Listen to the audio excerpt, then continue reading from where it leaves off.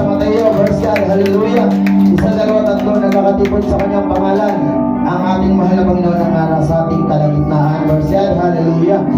At tayo po magpasalamat sa ating mahal na Panginoon. Awitan po natin ng ating mahal na Panginoon bilang pasasalamat, verse 1, hallelujah.